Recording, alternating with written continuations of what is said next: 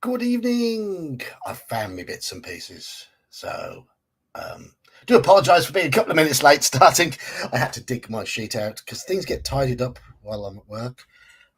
You know how things are. I'm not very tidy. My wife thinks it's a really good idea to do a lot of tidying up. It probably is, but just not in my world. Anyway, I'm going to take these off.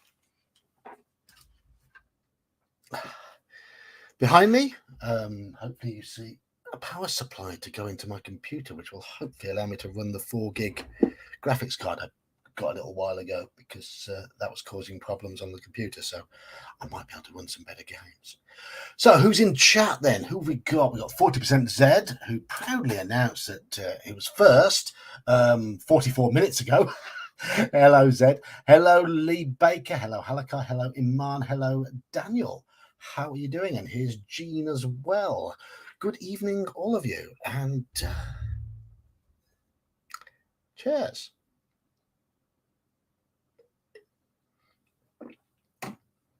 I think this is the last of my birthday beers. Hello, Duralumin. Last of my birthday beers I got for my birthday, which is a month ago now. I've not been.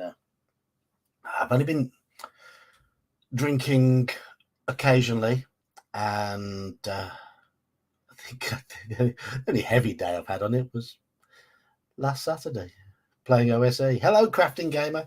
How are you doing? All right, just letting chat build up a little bit as people filter in. I was a little bit late starting. So, are we ready to do City of Thieves then tonight? Hopefully complete it. Maybe. What's the drink today? It's Green King IPA. It's okay. It's okay.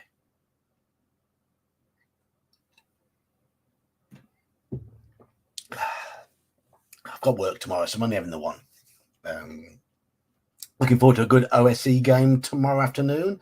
Bit of MERP tomorrow evening. I've been doing a bit of prep for that tonight before the stream. I've got a few ideas. The party planning on heading. Our MERP game's becoming quite interesting. It's getting quite. They're diving into the Cardellani politics, and yes, I am. I don't know, making the Cardellani princes quite interesting characters. So they've got to decide. Try and decide who to side with, who to trust, who to work for, at least in the short term, because there's big fish to fry in the form of someone who styled himself as the warlord. And it could get interesting. But they last session they said they were going to head north to Tengorthad. For those who don't know Tengorthad, it is the fortress on the edge of the Barrow Downs, where Pelennor, probably the most upstanding and competent of the Cardellani princes, resides, but he's also the most beleaguered and probably militarily the weakest. So let's see what happens anyway. They know all this anyway. This is the sort of stuff they know. So let's see. It should be a good session. Should be a good session. Right. Should we dive straight in, or do you want a bit of waffle? It's completely up to you. Completely up to you, fellas. I need to get me vapes and stuff ready for this as well. Where's it? In my pocket. My pocket here. No. In the other pocket. I'm forever losing them. Got a new one today. A nice freebie. So it comes from working in a vape shop. It comes from managing a vape shop. Yes, sir. Would you like to try our stuff for free? Of course. Will you buy our stuff? No. Have you enjoyed it? Yes. Why didn't you buy it? We've already got lots of stuff. All right. Okay. There we go. Yes, this one's got a. They must know me because it's come with a thing to go around my neck. I'm always losing them, so it's quite a shiny little thing. They don't pay me enough to be. No, they don't pay me enough to be a manager. I get enough freebies, so that's the thing. I am having to spend. I don't earn a lot, but I don't have to spend very much, so that helps. And with the mortgage being small, I can survive quite easily on relatively low incomes. That's fine. That's good. Whereas my daughter's just had a pay rise, and she's at Wembley tonight watching England's women's football team play the Dutch. And last I saw, it was 2-2. I don't know what the final result is, but yeah, she's gone to London. Right, anyhow. Where were we? I have my sheet. I'm hoping things are written down here. Oh yes, we've got that character with really, really good stats, but not much gold left. We've got the golden flower. I can't remember what the golden flower. Can you remember what the golden flower does? I know it does something magical. We've got 10 of them.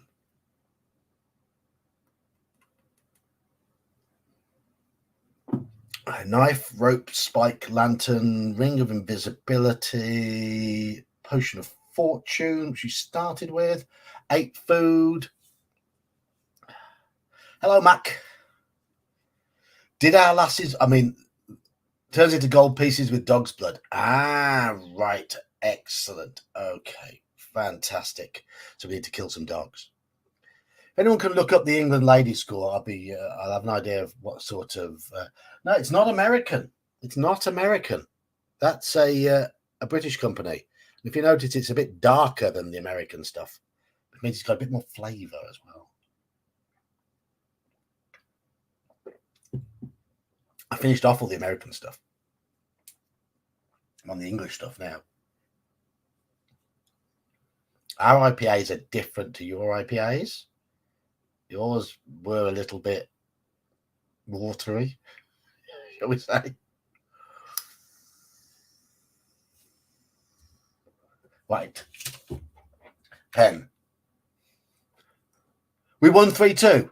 Fantastic. My daughter will be in a very, very good mood when she gets home. I don't know what time she'll be getting home. Sam Smith's decent. I don't know St. Peter's, but I've had some Sam Smith's beer before. That's decent. So yeah, I'd imagine she'll probably be home about 2 a.m. A 2-hour drive back from London to Birmingham. Probably be busy getting out of London.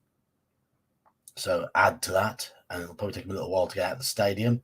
And she'll probably want to experience London because she's never been to London without us before.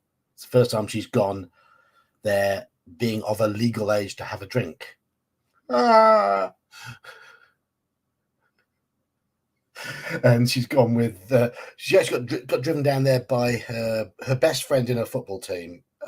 Her parents, they went shopping in London, and my daughter and her best friend from the football team went to the football.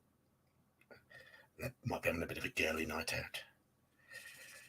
I don't know what the plans are. But she's 19. Gotta let her go off and do these things.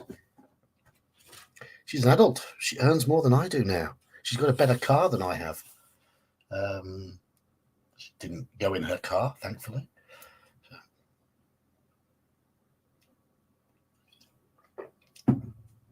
Right. I've got the book at the page where we finished last time. It was 329. It's the bit where we meet. Oh, yes. I was using images, wasn't I, last time? So if I can get where's my Fighting Fantasy folder? Let's get this open. Get my images thing open, and we'll share those.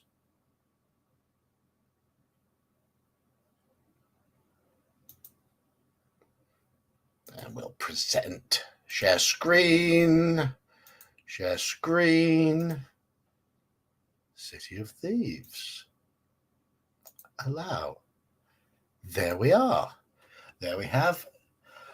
Have I succeeded or has my wife succeeded? Right. The picture of the place where we are at. Let's have a little look. Let's have a little look. See which one it is. Is it this one? No, it's not that one. Not that one. Not that one. Not that one. Not that one. Not that one. Oh, I can't find the right one. Right one. There we are. It's him. It's him. That's where we're at. That's where we're at. Make me small. Make the picture big. Look. Nicodemus. Right. Do you want me to read this passage out again? Or do we remember what happened when we met Nicodemus? It's up to you. It's quite a long passage. Do you remember it? Or shall we just make our first decision? There you go. Make your first decision. Read again or go straight to decision making. Refresh your memories, please. Well, I take it, Iman, you consider yourself a spokesperson for the entire chat? All 12 people? The foreman of the jury? Daniel says just blow through it. Halakar says wants it read again.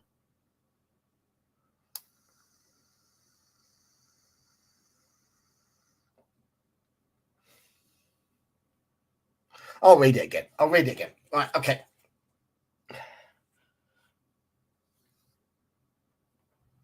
Here we go.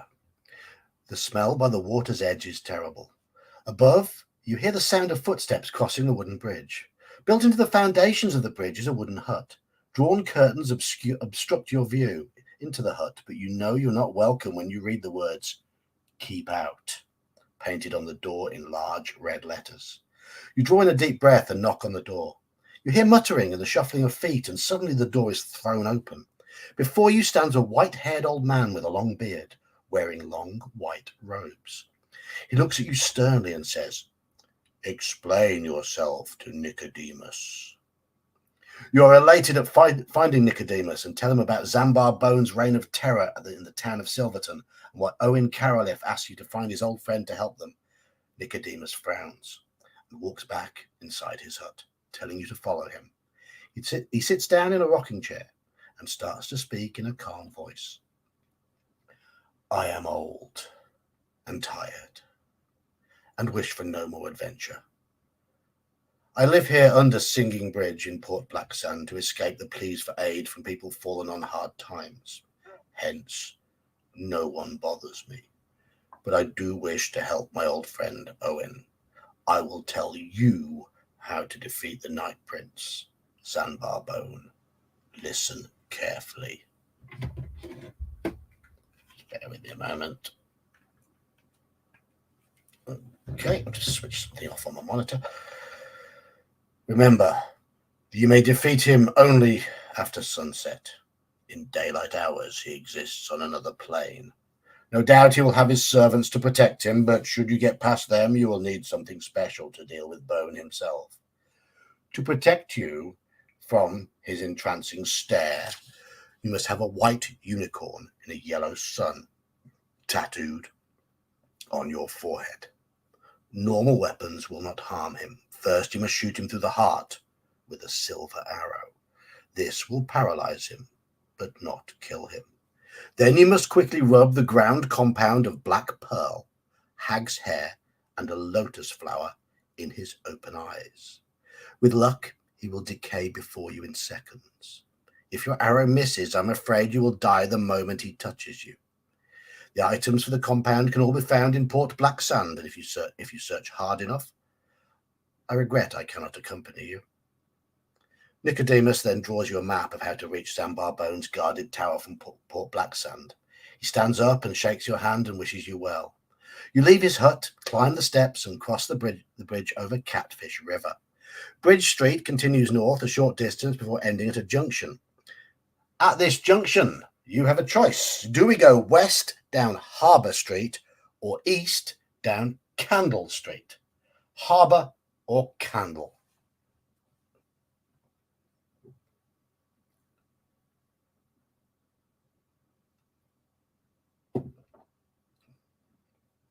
And for all the Americans in the audience, it is the British spelling of harbour with a U.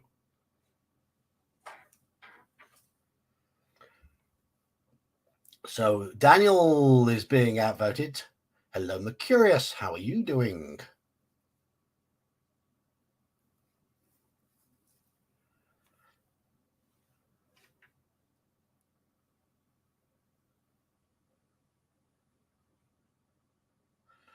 Okay, 1 vote for West Harbour Street at the moment and 4 votes to go east down Candle Street. A little bit of time to get people's votes in there. Good, Mercurius. Good. I think I need to fill my vapes up. Palmetto. Funny bugger. Cornwall. That'd be Cornwall.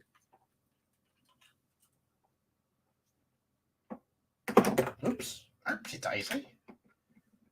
14 people watching. 15 now. Oopsie.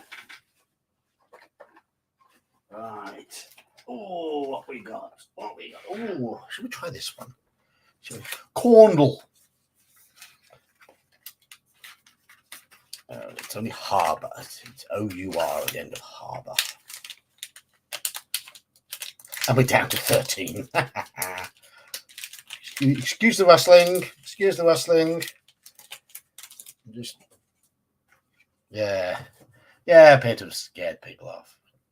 It seems whenever we comment on how many people are watching, people who are lurking realise they've been spotted and disappear. I wonder if that's what it is. Anyhow. What we want is good, active people chatting away.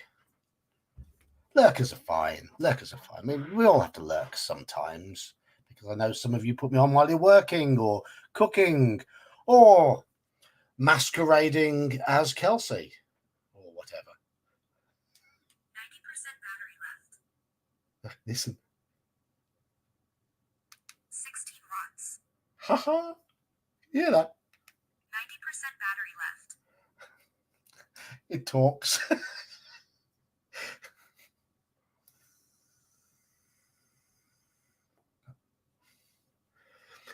Right. Okay. So the fact there's no more votes come in since Palmetto. 5-1.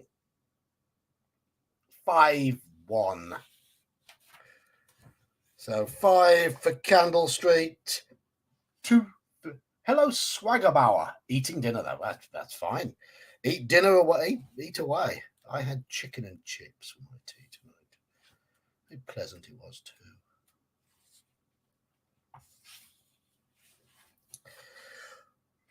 On the right side of the street, you see a small alleyway between 2 houses. The alley soon ends at a doorway with 6 skulls painted on it, 1 black and 5 white. Do we walk down the alley and open the door, or do we continue east?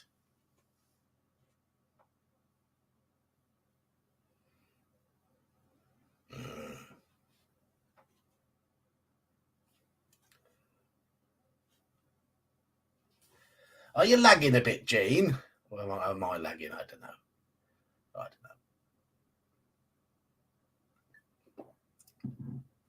Oh, Gene's dived in straight away with the door. Swaggerbauer says, yeah, skulls. Okay. Iman says continue east. Everybody else wants to go and poke around this doorway.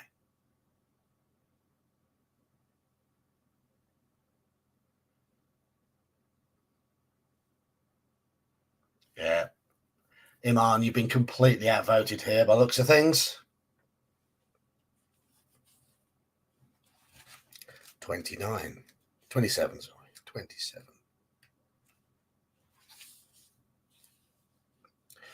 You enter a small candle-lit room with no windows. It is empty apart from a table and 2 chairs. A man wearing black robes and a skull cap is standing in a corner. He smiles and asks you to sit down at the table. He sits opposite you. And after placing 6 white pills on top of 6 skulls on the table, looks up to you and says, "One of the pills before you is deadly poisonous. The others are harmless. Swallow one of your choice. If you live, I will give you 20 gold pieces. If you die, I will keep your possessions. Do we play this deadly game, or do we leave this room and walk back up the alley to Candle Street?" Good evening, Manfred. I couldn't find this particular picture, so that's the one from the book. Do we trust him? Well.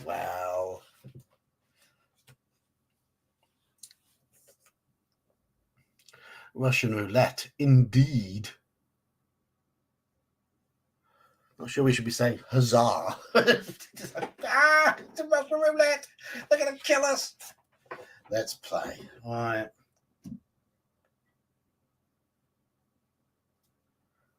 Why would anyone play that game? If you're desperate for cash.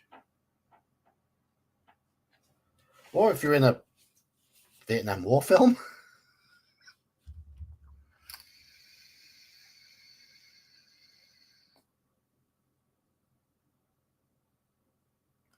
People are voting to go for it at the moment. So go for it or leave. Oh, Lee says leave.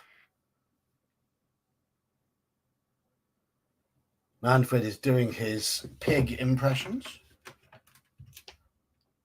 Oops. Why has he gone and done that? Yeah. Try again.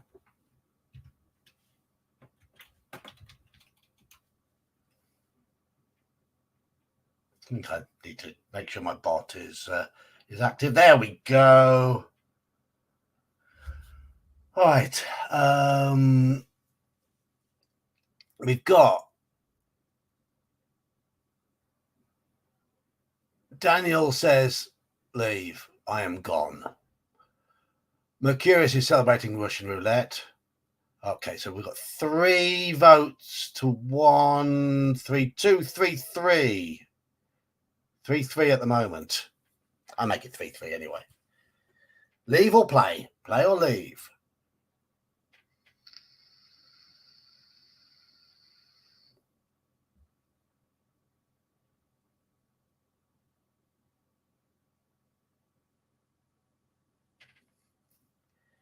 Ha ha ha.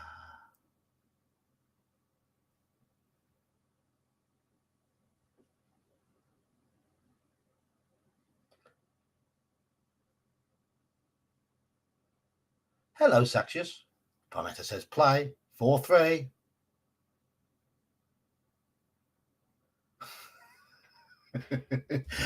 You've caught up then, Zed. He seems nice. Yeah. You missed the begging, yes. So, yeah, for those who haven't caught up, that fellow has asked us if we want to play a game of Russian roulette. 4 say play, 3 say leave. And we have got 17 in chat. So Manfred doesn't trust him. They're all poison. He's a thief. Come on, guys.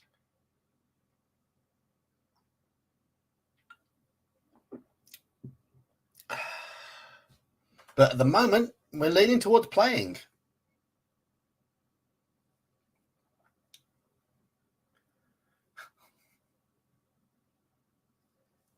If we do die here, we're going to go straight back to where we started this session.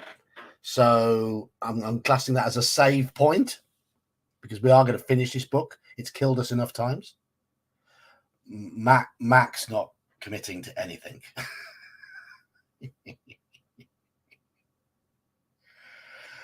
Non-committal.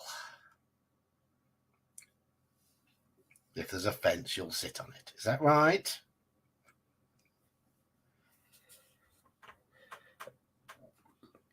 Last chance to vote then. Last chance for anyone to vote.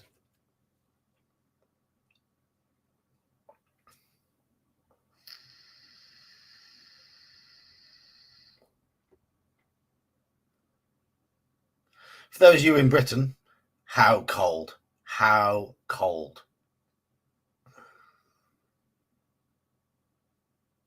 Our gas fire ran out of gas at work today. We have a big gas bottle behind it. I can't get any more till tomorrow. So the last 2 hours at work, I was there with a hoodie and a fleece and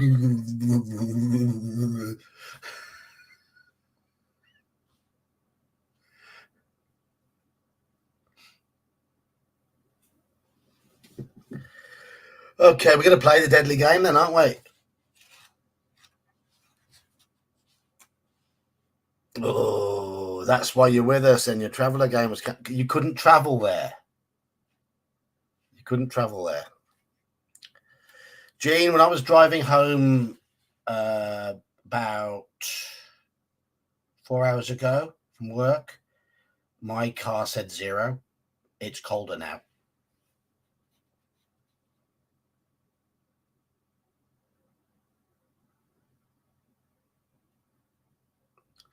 Sweat breaks out on your forehead. You choose a pill and swallow it. Roll 1d6.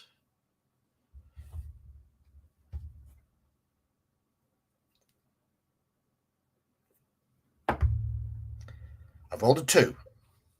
If you roll any number between 2 and 6, you have chosen a harmless pill.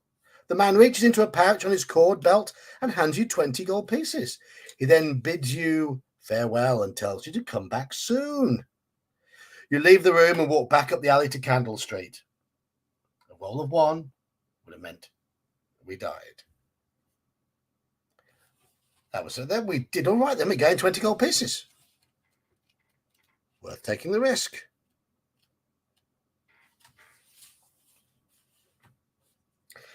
Okay, shall we go right down Candle Street or go back to the junction and go down Harbour Street? So again, Candle or Harbour. 21 degrees C, had to put a jacket on this morning.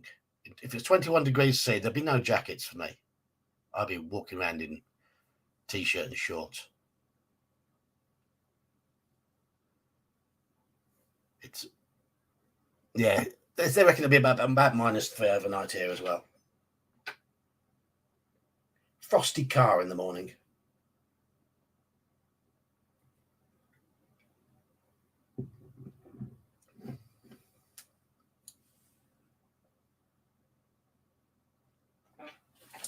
Yes. In fact, crispy car now. It's already frosty. Somerset. Sunny Somerset, where they make the cider.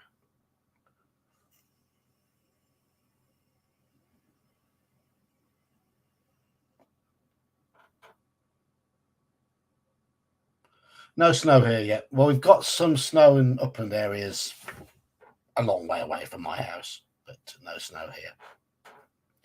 Candle Street, then.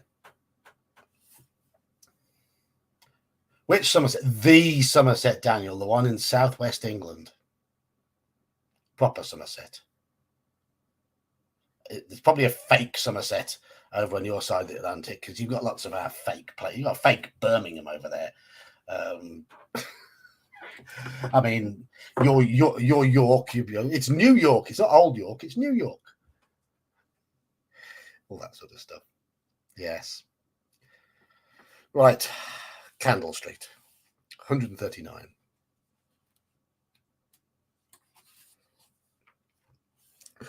Walking along the street, you are suddenly halted by a plant pot smashing on the cobblestones in front of you.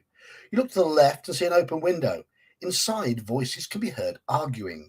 The door to the house is open. Do we enter the house to find out what the argument is about? Or do we ignore the argument and continue east?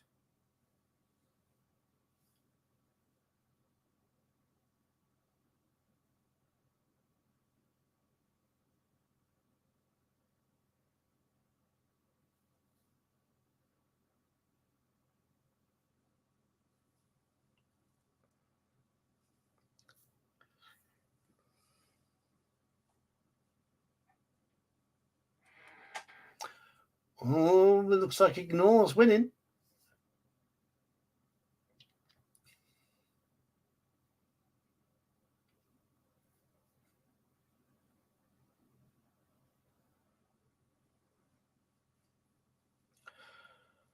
You've got a town called Blackmore just south of you. Okay, I'm going to. I think I'm going to found a village, and I'm going to call it Verbabonk.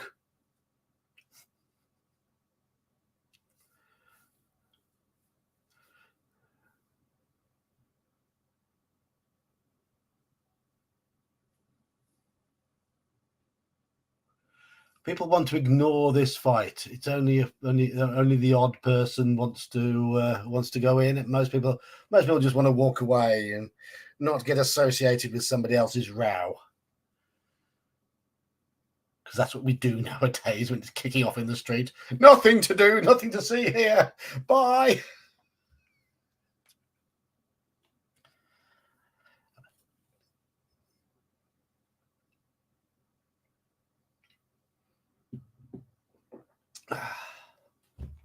Ignoring it then. Ignoring it. Right, okay. Continue east, 375. Yeah, just film. Put it on the internet. Hope it goes viral.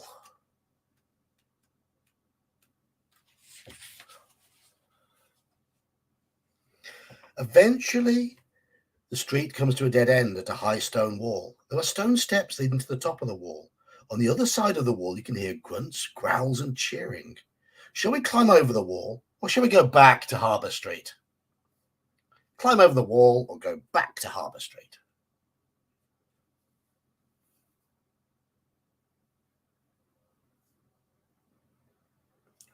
There's a type of fish called a catfish that isn't a cat, and there's a type of fish called a dogfish that isn't a dog.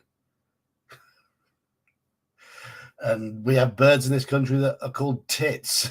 They don't look like them, and nor do boobies look like boobies.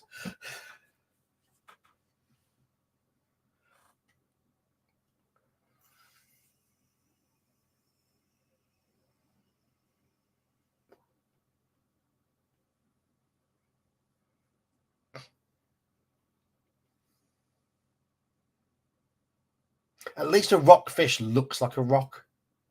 Does it? I don't know, to be honest. I don't know.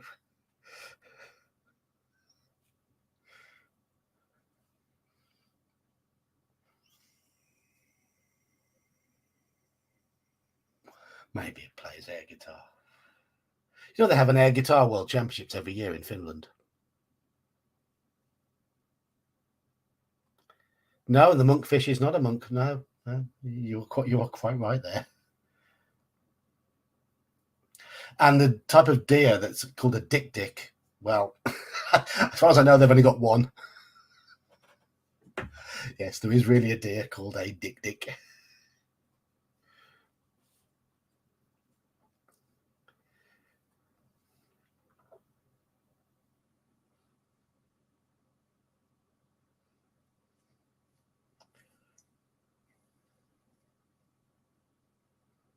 I don't know, Daniel. Why do you call your other half deer when you shoot them? Oh, there's that.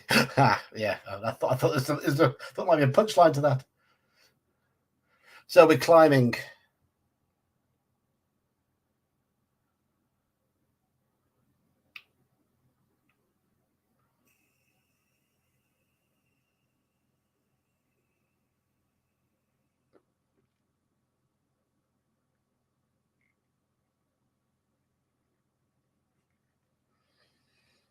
Climbing the wall.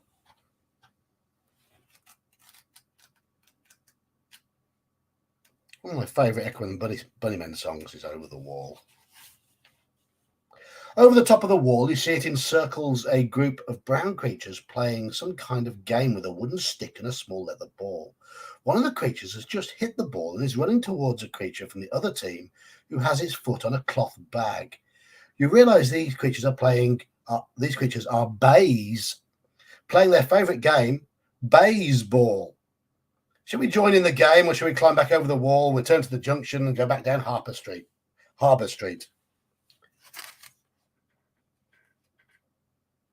That's a bay playing baseball. Have I got a decent image of that? Let me just flick through my images. Do de do de do de do de do de do de do de do de do de do do. No, I don't appear to have it. I don't appear to have the one of the bays, so we're going to go back to that. No, no bays. No, we're going to go back to that. Let's play ball.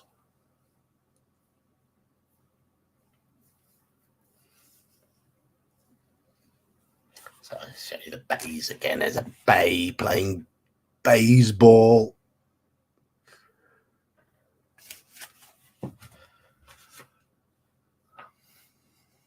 I'm guessing the bays are some sort. They've got little tails. They're quite goblin-like. Little pointy ears, tails. They're not quite impish. In fact, they look quite a lot like the Krampus elves in Saturday OSE game.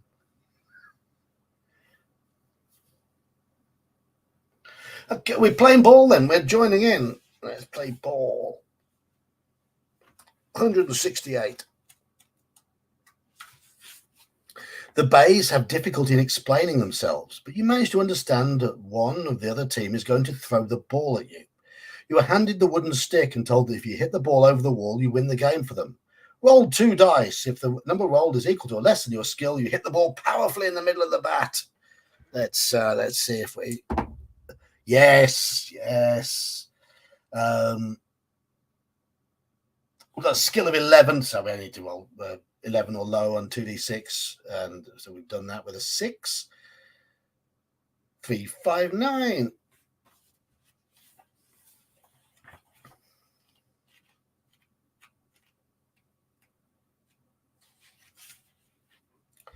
All the bays on your side rush over to you and slap your hands with theirs. They're overjoyed at their victory. Supporters run over and start handing you gifts. Eventually, you manage to wriggle free from your admirers and find a place to sit down to inspect your gifts. You have been given 8 gold pieces, a clear liquid labeled Potion of Mind Control. Okay. A silver flute, a bunch of bananas, a piece of chalk, and an eye patch. Quality. You eat the bananas, regain stamina, no need, and place the rest of the items in your backpack. You climb back over the wall before the bays start another game. Walk back to the junction and head west along Harbour Street. That was definitely worth the effort. So, you pass a beggar in the street. He's sitting in the gutter and holds an empty tin in his hand. Do we toss him a gold piece or do we walk past him? Do we toss the beggar a gold piece or do we walk past him? I'm going to put this as a new save point, actually. Because we're going to use save points because I really want to finish this book. So give a gold piece to the beggar or walk past him. Up to you, chaps.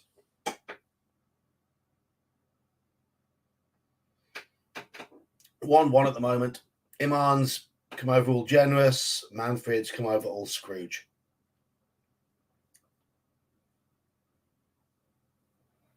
Lee's joining Iman with a bit of generosity.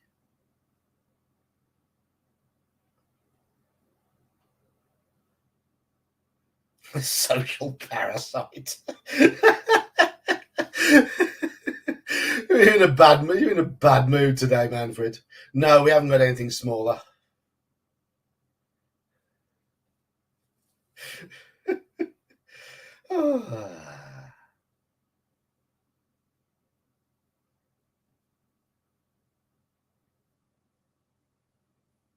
We're not a thief. We're in the city of thieves, but we're not a thief. We're a good guy.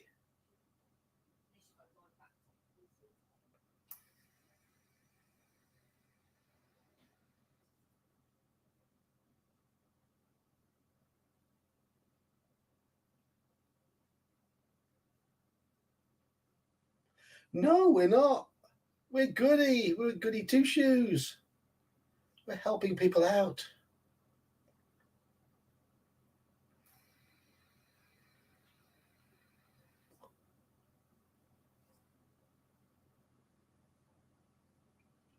Yes, Manfred. Yes. Buying good karma. Okay.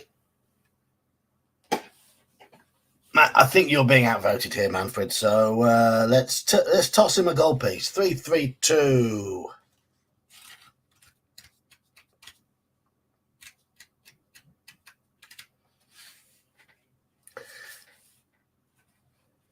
Ooh. The beggar tips his hat in gratitude and mumbles a few words. Add 1 luck point before continuing west. Yes. We've still got 34 gold pieces. We're rich. I'm starting to burp a bit. Me and beer. A narrow alleyway runs south off the street between 2 houses. If you wish to walk down the alleyway, say so. Otherwise, we'll continue down Harbour Street. Down the alley or west, or continue west. So continue along Harbour Street or head down the alleyway.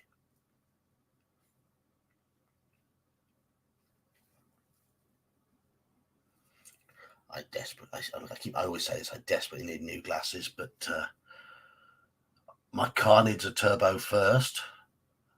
Should be about £1,000. And my glasses, for me, are about 400 quid. So it's going to be a while. So I'm going to have to keep doing the eye strain for you lot.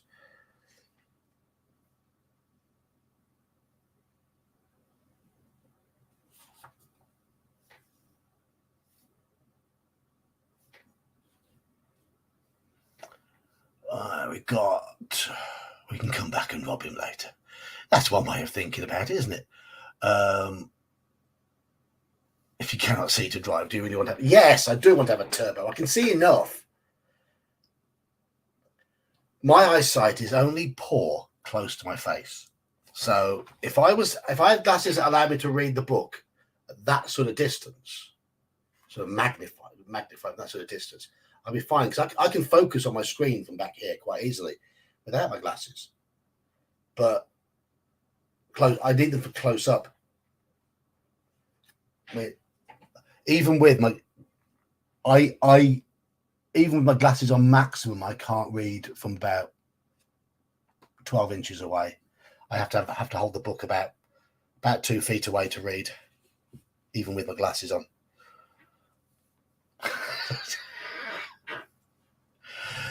Thank you, Mercurius. You didn't. It wasn't a plea for cash, but that's gratefully received. Hello, practice. No, I don't drive fast anyway. Not anymore.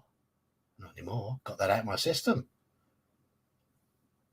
I'm one of those slow drivers who chugs along. I just like to get to the speed limit. I flick on my cruise control and just go. So we're going down the alleyway by looks of things. 4 votes for alley, 1 for continuing. See, my scores in maths would be pretty good. I'm not bad at maths. I'm fast at mental arithmetic. Depends how complicated the maths is. If it's complicated, not great, but I'm pretty quick at mental arithmetic. Do you need glasses to find them, Manfred? Is that what it is? Praxis confirms, let's go down the alleyway. Okay, walk down the alleyway. Turn to 326.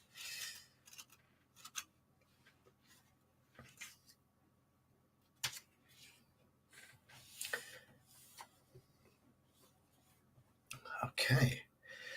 Ahead, the alleyway is strewn with rubbish and discarded possessions. Suddenly you hear growling and you see movement amongst the rubbish. You draw your sword just in time as 2 wild dogs, each about 4 feet long, leap at you. Fight both dogs at the same time. This is a very, very pointless scrap, apart from the fact that dog's blood. Mm. Right, our skill is 11 points better. So unless I roll 5 or lower, there's no threat from the dogs whatsoever. I did roll 4 that time, but the dog only got 7, so we're okay.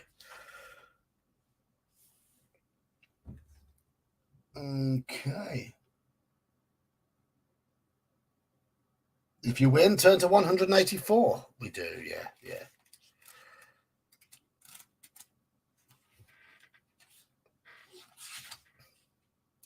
Do you have any of Mrs. Pipe's golden flowers? Yes, we do. Can we eat the dogs? No. You dip the petals of the flower in the spilled blood of the dead dogs. On contact with blood, the petals sparkle and make a popping noise. On the floor are 10 gold pieces. Oh, we're wealthy. You pick up the gold, walk back up the alleyway into Harbour Street to where you turn left.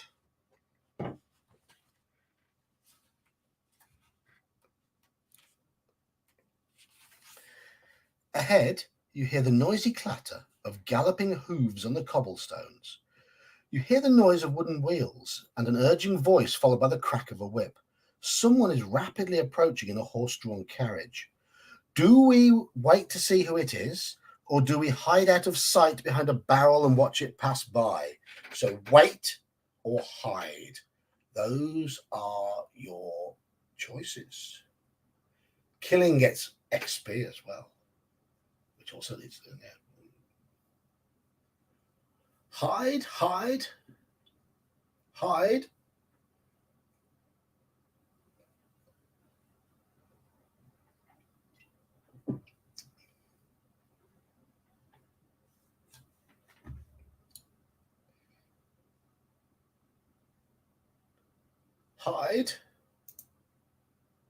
Everybody wants to hide.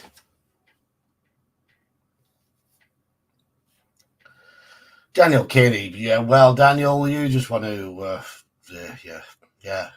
Yes, Daniel, yes.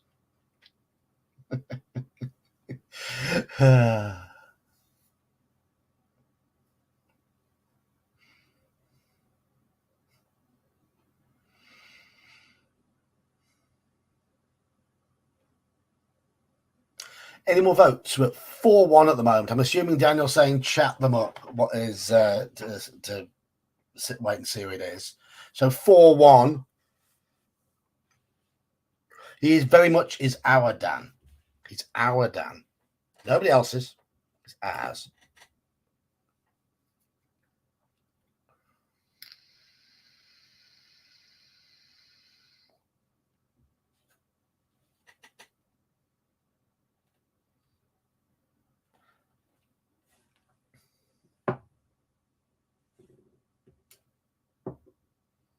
And Dan is very much a fixture of our weekend games. Yeah, and Saxius is indeed our Dane, if Saxius is indeed still here. I mean, I know he popped in, but he hasn't said anything since.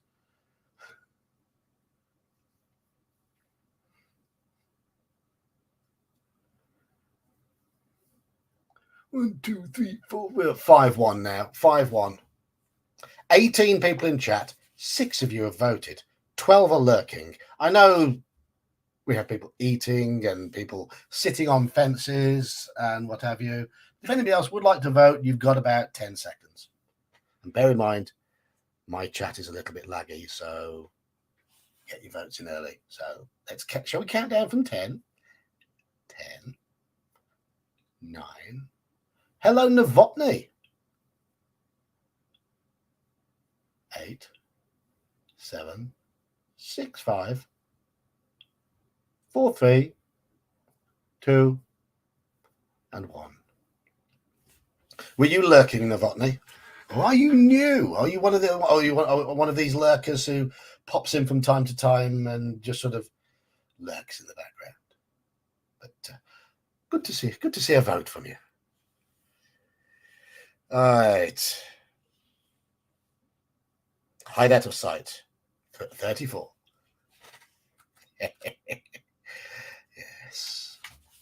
It's a spell I can cast, Detect Lurker.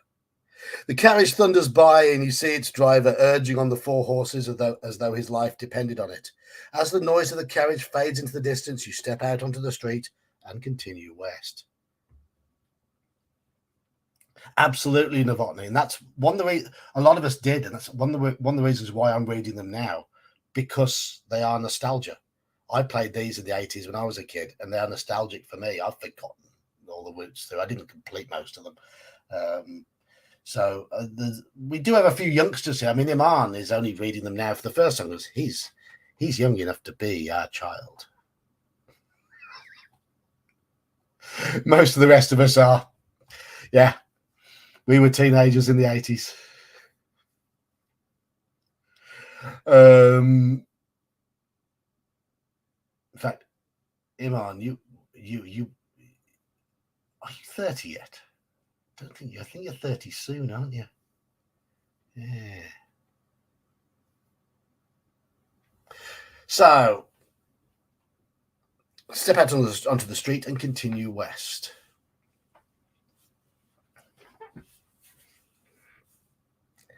Yes, but you being single-digit age is still not that long ago.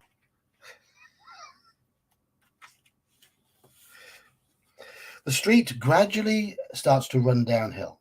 The houses end at a tavern called the Black Lobster, and the street opens out onto a quayside. A stone jetty runs out to sea, and tied to it is an old galleon.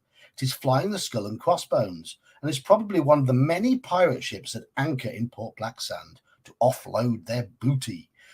Harbour Street turns right at the jetty and runs north parallel to the shore as far as you can see. Do we walk down to the jetty to climb on board the ship, or do we walk north up Harbour Street? We have artwork. Focus. There we go. This chap down here. Hi, I'm going to photobomb this picture.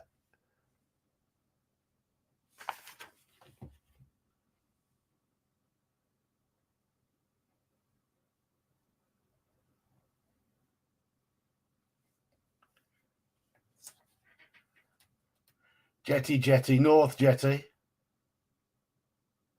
Aardvark? What about Aardvark? What about Aardvarks? Afrikaans for earth pig. Sorry.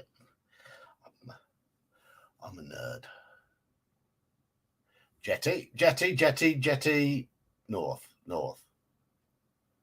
1, 2, 3, 4 jetties, 2 norths so far.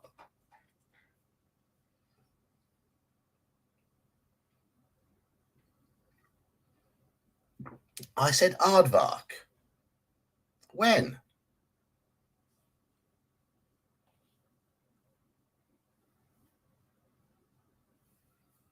When did I say Aardvark? Apart from just now.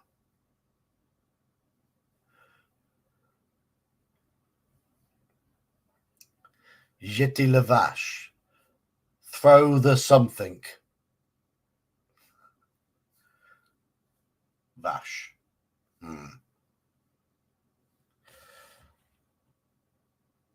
Aardvark. Artwork, I said. Artwork. Flush your ears out. At least I think I said I meant to say artwork. It looks like we're going across the jetty because that's got the most votes at the moment. Only 2 people have voted for north. Everyone else is saying jetty. So 399.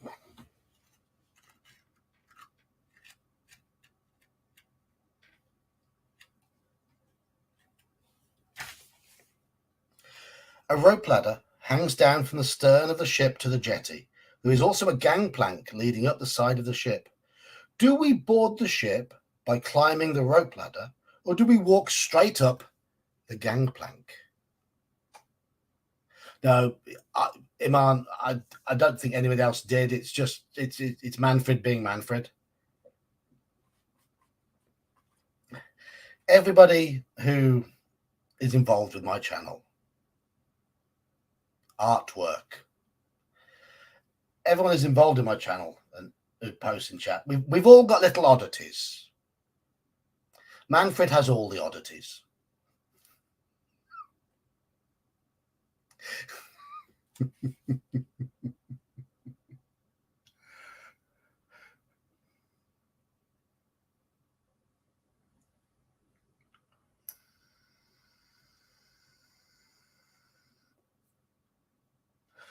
You've got no oddities, Daniel. You've got no oddities at all.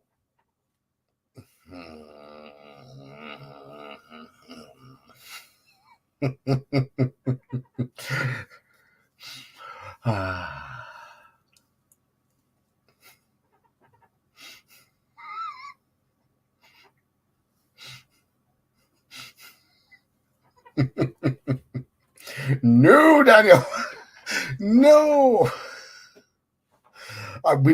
We've all got oddities. We're all odd. We're all weirdos and proud of it. That's the thing.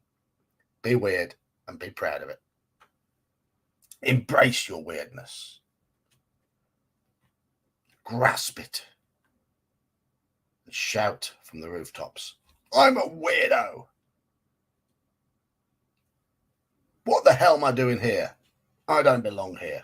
To quote a song, obviously. Right, so let's see how. I'm a creep. I'm a weirdo. What the hell am I doing here? I don't belong here. Ooh, ooh. 4 at the moment for Gangplank, 2 for Rope. No, it's yeah. What we see as our demand is normal over that side of that side of the Atlantic.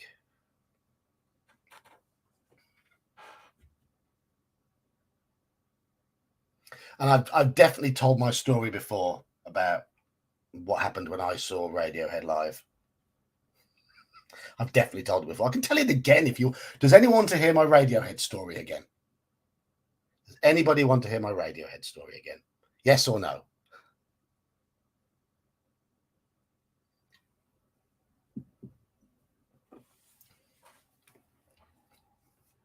You want to hear my Radiohead story? Yes. Okay. I have told it before. I apologize to those who've already heard this. Back in about 1992, when I was at university, we used to go and see a lot of bands play in local pubs. Leeds University was like a centre for up and coming bands and all that sort of stuff. And no, there's no aardvarks. We went to see a lively pop punk band called the Sultans of Ping FC.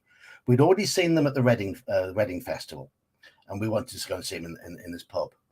We enjoyed them. They were a good fun band. Didn't take themselves seriously. Weren't musically particularly great, but they played, I say, lively pop punk, very tongue in cheek. And of course, we all had a few drinks, and the audience had 50 to 60 people. All of us were enthusiastic to see that. Yeah, Where's Me Jumper? Where's Me Jumper was the Sultans of Ping. So we're all lively, ready to see the Sultans. And this group of scruffy students shuffle on stage. They're the support band. And remember, this is in a pub in Leeds in front of 50 people. They proceed to drone their way through a very, very interesting but unsuitable set for the atmosphere. They were clearly technically very competent. They clearly knew how to play their instruments. And in a different environment, they'd have gone down very well. However, we're all in party mode. So we all started throwing plastic glasses and plastic bottles of beer at this band. Hey, we want the Sultans. We want the Sultans. It was reported in the fashionable British music press the next week that up-and-coming band Radiohead were bottled off stage in Leeds. I'm quite proud of that to this day. I've in a pub in Leeds thrown beer at Radiohead. 2 or 3 years later, they went on to be one of the biggest live bands in the world.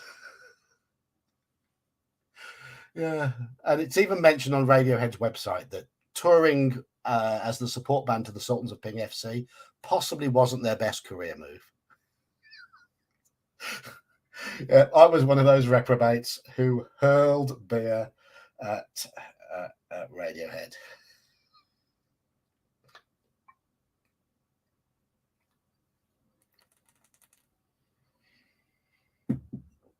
Yeah, they probably have. And at the Reading Festival in 1992, I was near the front of the audience around the mosh pit area for the all-girl punk band L7. And if you were to go to YouTube and Google L7 Reading 1992, the lead singer did something a little bit gross on stage. And I witnessed it. I was there.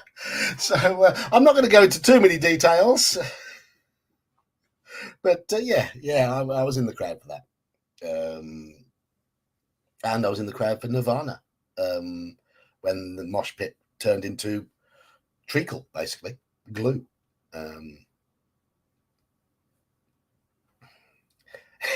Exactly, Praxis. That is what she did. That's what she did.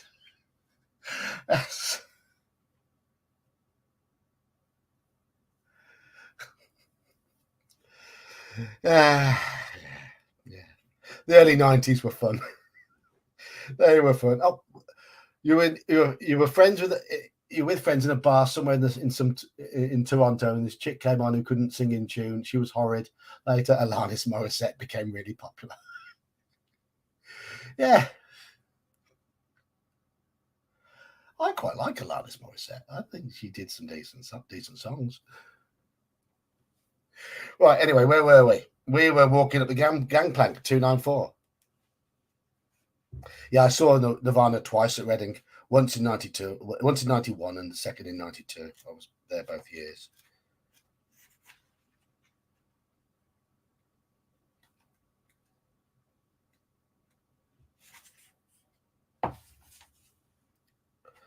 At the top of the gangplank stands one of the ship's crew. On seeing you, he draws his cutlass and tells you to get off the ship. Barney, on the word, she dropped her trousers and flashed her lady bits. That's what she did. That was what's her name? I can't remember her name. We are still alive. You're at Reading in 95. Cool. What's the name of the lead singer of L7? I used to like. I thought they were pretty good, but but no, she dropped it. She dropped her trousers on the word. I can't remember why she did it. There was some reason or other.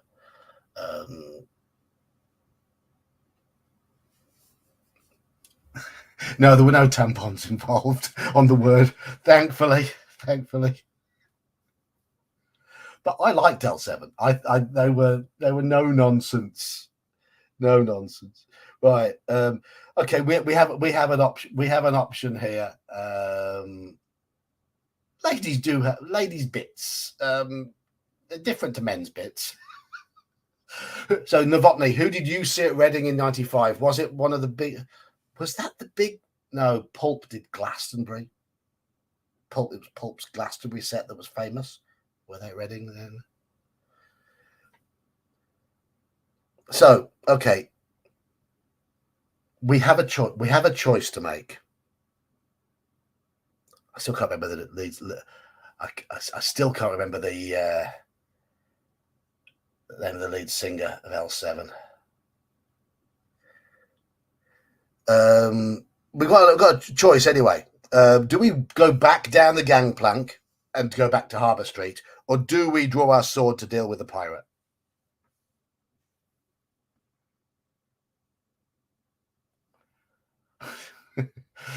2023. It's you the Foo Fighters. Oh.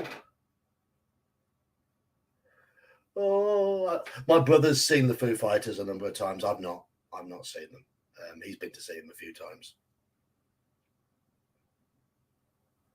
I'm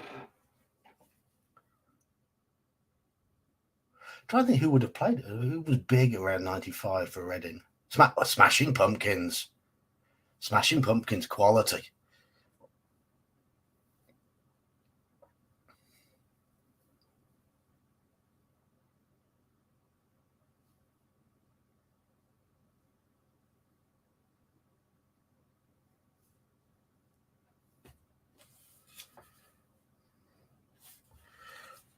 $386.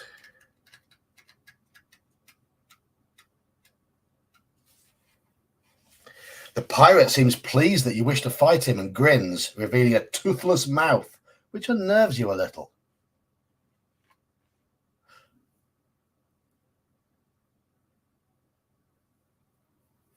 Neil Young, Paul Weller. Oh, cool. Cool. It wasn't Susie Gardner. It was. Oh.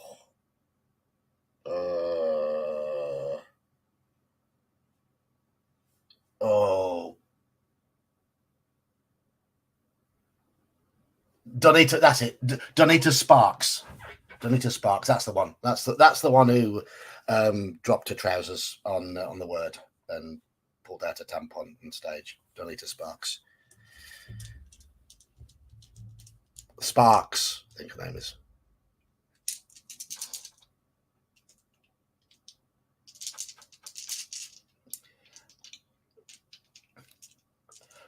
I mean, when I saw Nirvana at Reading, you'd never say that they were musically fantastic because they weren't. It was in fact, the set was a mess, but it was just the atmosphere and the way the crowd, because they were at their height. Oh, there goes my D6. Oh, that's one of my good D6. That's one of my really nice D6s. It's gone wherever I still haven't found that one I lost the other day. Bear with me. Got that one. Found that one. The red one I dropped the other day I still haven't found. How are old relationships like algebra? Do you ever look at your ex and wonder why?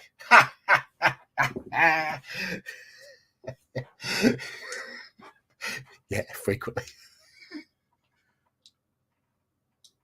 Yeah, they were very raw, but the crowd atmosphere was just immense. This was 1992. They were at the height of their powers, but they played a lot of their old stuff. I say old stuff; they hadn't been around that long, but they didn't focus just on Nevermind. They played a lot of stuff from Bleach, and it was great. It was really good, really, really good.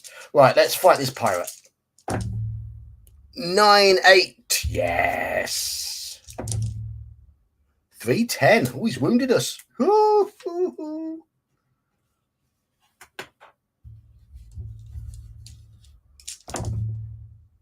7-7. We got him again. 12-8. Got him. I just rolled a double 6.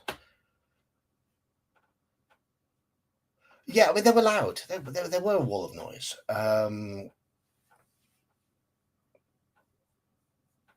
Sonic Youth were just a little bit before me in terms of that real loud stuff. I never quite got them. When Sonic Youth were big, I was into all the really murky goth stuff. And I got into heavier stuff sort of when I went to university. Early Nirvana, Mudhoney, if you remember them. Ministry, 9 Inch Nails. Saw 9 Inch Nails twice. They were good live. I've never seen Ministry, unfortunately. I'd love to have seen them at some point when they were younger.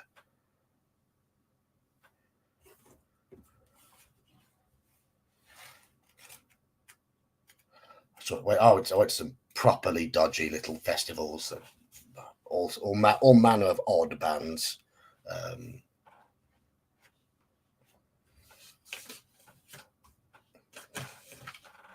But why I was never really into dance music, but I quite enjoyed seeing some of the early 90s dance crossover bands because they had a habit of bringing proper guitars and basses onto the stage.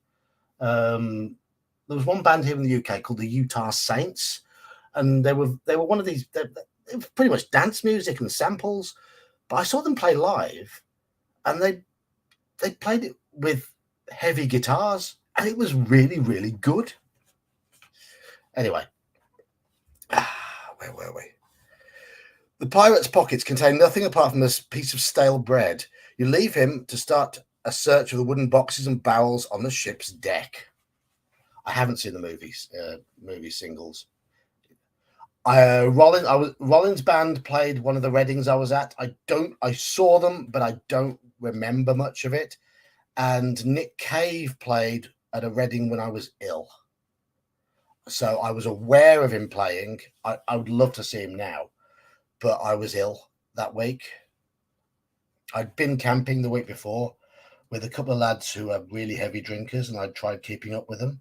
And we basically arrived on the Friday night, drank, got up on Saturday morning, drank all day until we collapsed, got up on Sunday, drank, and then went home.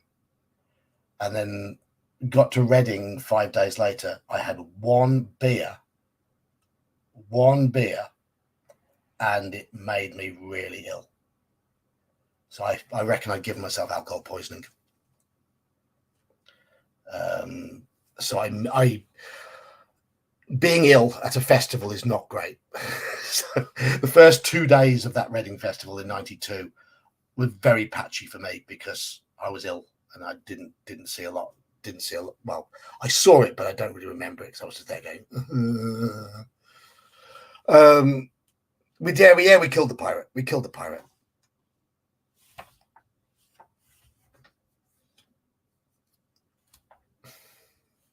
The barrels all contain rotten fruit, and the boxes contain manacles and leg irons. Perhaps this is a slave trading ship. There's nothing else of interest to you on deck.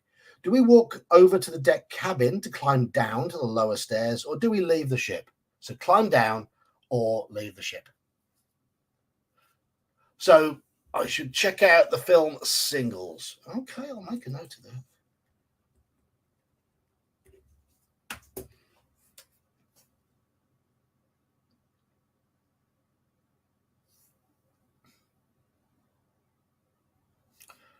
One of the British bands I really liked at that time, remember a band called Therapy? They were good live. They were very good live. New Model Army, saw them 2 or 3 times. I think of other bands I went to see that you guys might know.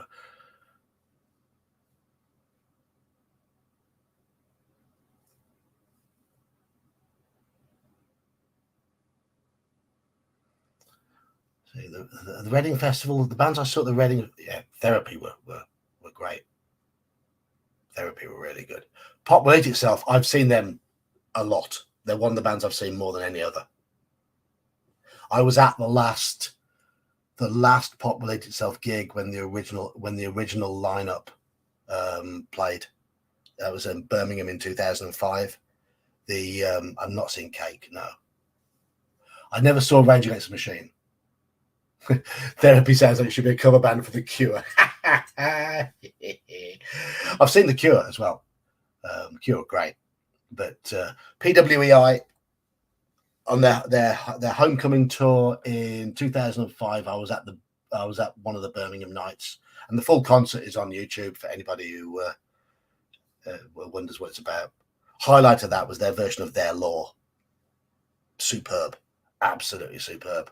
For those who know the song Their Law, best known for being a song by Prodigy, but PWEI wrote it. Well, the lead singer did, and it was remixed by Prodigy. But PWEI never recorded it. They played it live. It's a good track. Glad to hear there's no blood and gore in it. Right, we're climbing down. 50. Weezer were a bit. They were just a little bit after. They were around the time I sort of settled down and stopped going to a lot of gigs and started my working life and all that sort of stuff. But they were also a little bit light for me. Little bit light.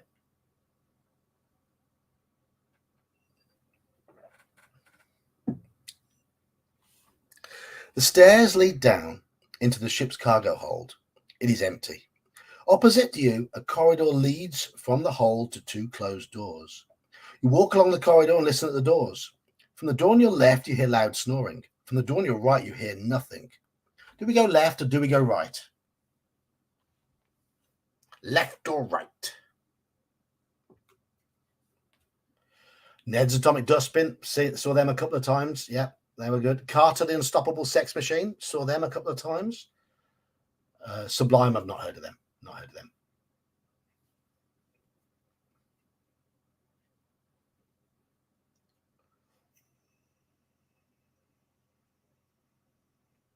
Snoring was to the left.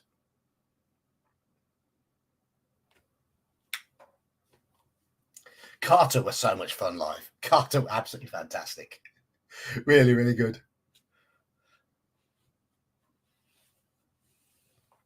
Saw Carter in Leeds and I saw them at Reading. Same in Ned's.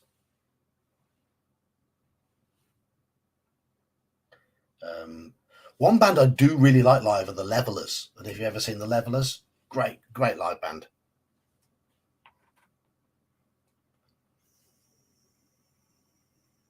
Greystone Green's a good record, yeah. Very good record.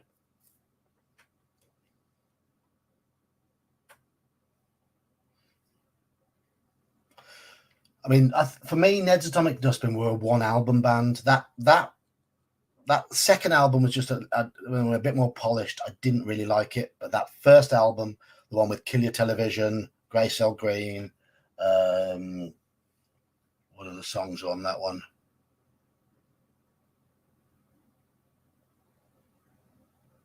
Oh, I can't remember.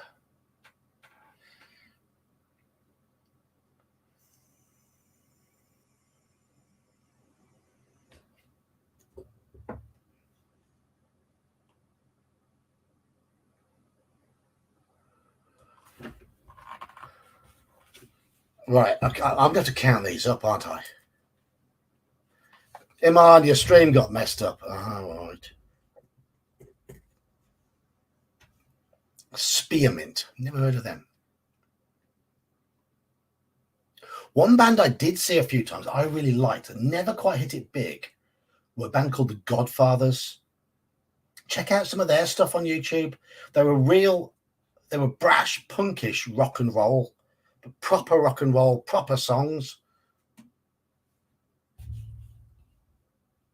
Left, right, left, left, right, left. Left. Snoring. Right. Left. Left. Right.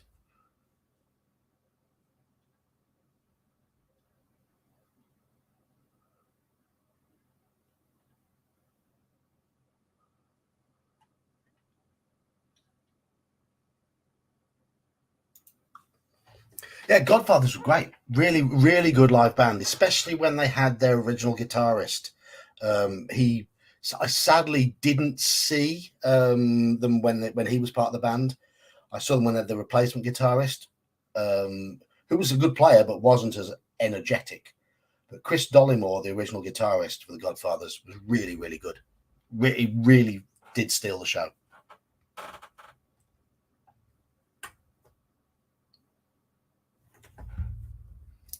Have to add a Sheriff Fat Man to Reston. Will he be a granny farmer?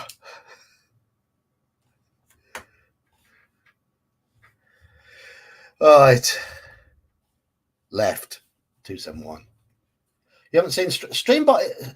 I've got Nightbot here. I've got Nightbot. So shall we? I need to add a few more into it, don't I? So let's do a quick Quick, Daniel. But Nightbot instead of Streambot. There we go. Call me Kelsey on a Friday night. Hiya, Kelsey.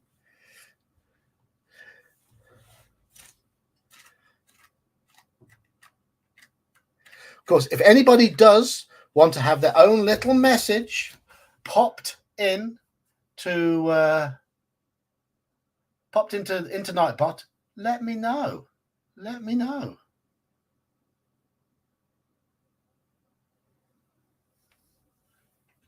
If you tolerate this, then your children will be next. The Manics.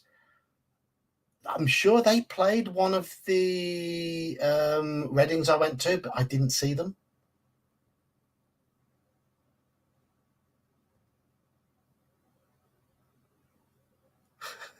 Let me hear that sweet sound coming down. It's the Nightbot. Night Shift by the Commodores. Asleep in their bunks are three pirates. Their room is small and contains only clothing and a few personal possessions. It looks as if the pirates have been drinking and gambling. There is an uncorked bottle of rum, a mug, and a pack of cards on top of a barrel in the center of the room. You see that one of the pirates is wearing a small leather pouch around his neck. Do we creep up and try to cut it loose, or do we not take any risks? I mean, you can come up with your own catchphrases. I'm happy with that. Or you can let me come up with something for you, which will probably be crude and that's the route. That's the route down to the ship. There we go with a chap bombing the artwork in the bottom right-hand corner. No, none of those. Where's our? None of these. We didn't go to the inn. I don't remember that bit. Oh, look at him. Oh, I haven't got one of the pirate. I haven't got one of the pirates. So there we go.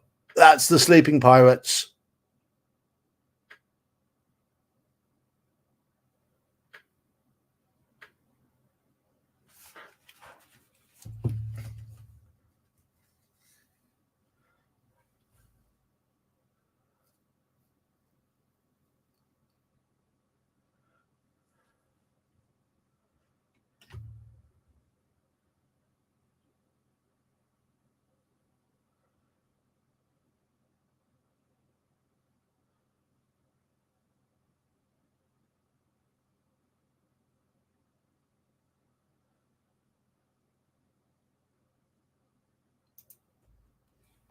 So do we try and nab something or do we leg it?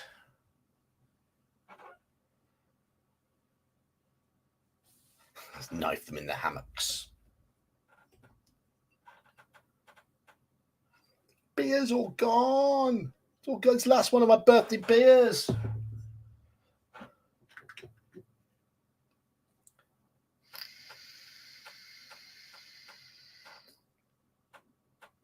I think nabbing it has a lead at the moment. Nab something. Yeah, 3 nabs, a leg it.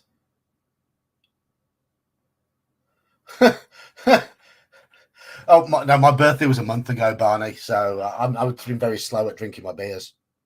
Just been very slow at drinking my beers.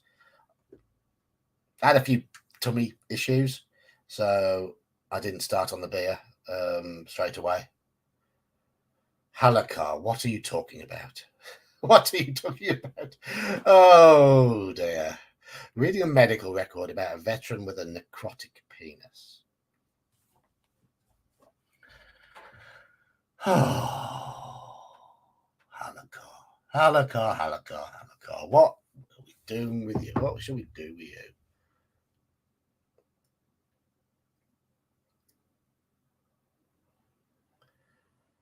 A couple of people say you shouldn't risk it, but most people say nab it. Right, so we're going to nab it.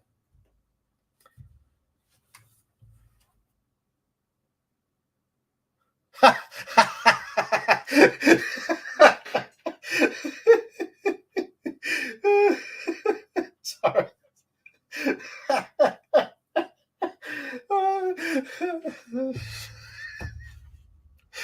Daniel.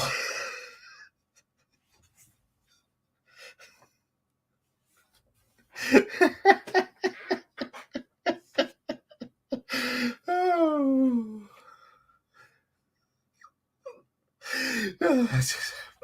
That's tickled me. That's tickled me. Not literally. No, it's Daniel's comment I'm laughing at. Halakar says, I'm reading a medical record about a veteran with necrotic penis. And Daniel's replied, I'm not a veteran.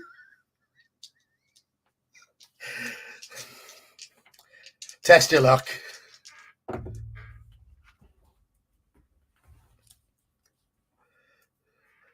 Our luck is maximum, so we can't fail. We do lose a luck point for it.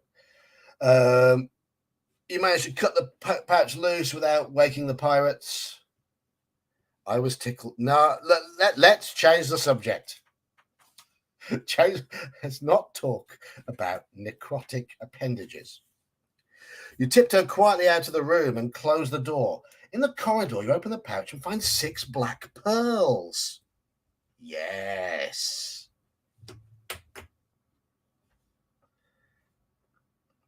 Add luck, yes, and more luck, more luck.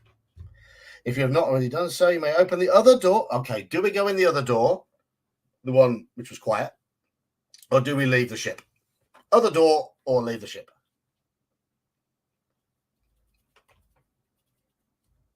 We do indeed, Heligar, we do.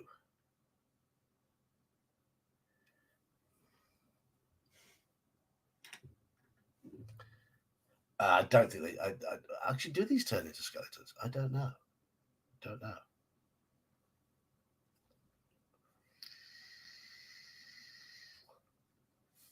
I've just noticed somebody's dinged me on what's it on it's not. No one's dinged my Discord channel. They've just dinged me. If you're not in my Discord channel and you're on Discord, come and join the Discord channel. We're playing Old School Essentials tomorrow afternoon, starting 2:00 UK time. I'm trying to get as many people as possible in the group because Gingerbeard's running the game, and I'd like to see how he's going to cope with 10 players. And I'm running a MERP game in the evening, and that's got a lot of players as well. But we're playing Old School Essentials tomorrow afternoon at 2 p.m. with Gingerbeard as DM. I think we need to make sure Gene's game gets 12 players as well next week. I think that'd be funny. See how Gene copes. No, they alerted me for something. That's what they did.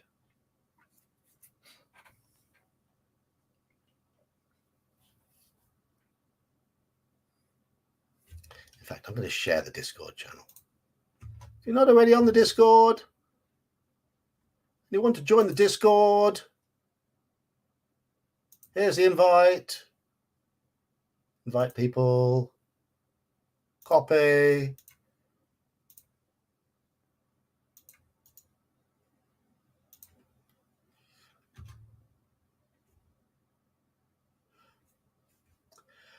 Barney, I run MERP in Roll20, and the sheets have got a lot of the calculations.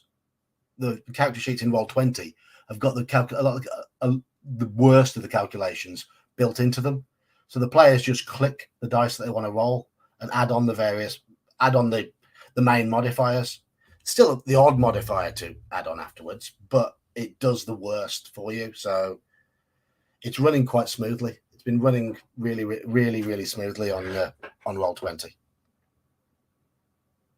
Doesn't give me a headache to run it. Plus, the group are very role play orientated. So last couple of sessions, they barely rolled any dice at all. It's been planning and role playing and politicking with the various Cardalani rulers, that sort of thing, trying to make allies. It's been pretty good.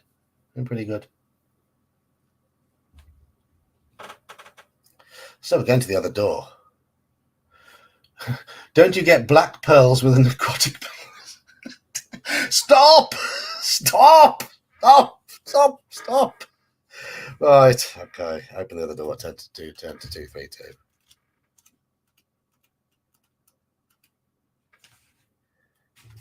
If you want to see what I'm running, that's the main body of what I'm running in MERP. That book.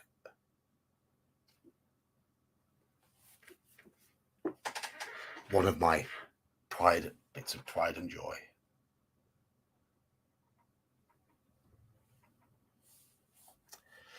Gene, is that a challenge? Do you want me to try and get 12 players there for next week and see how you cope? and then if we all have beer as well, then it could become very. I mean, if I'm on beer and Gingerbeard's on beer and Daniel's on his JD and Coke, Jane's up for it. Jane's up for it. The door opens into a small room, in the center of which stands a steaming tub of hot water. If you wish to hide behind the door inside the room to see who is about to take a bath, let me know. Okay, shall we hide?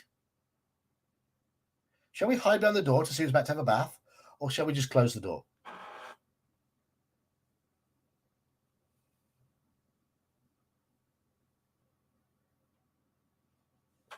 Thank you. Duralumin is one of my stalwart players for my MERP campaign. Manfred plays as well. Daniel has... Gene's played one session. Daniel has got a character ready for tomorrow.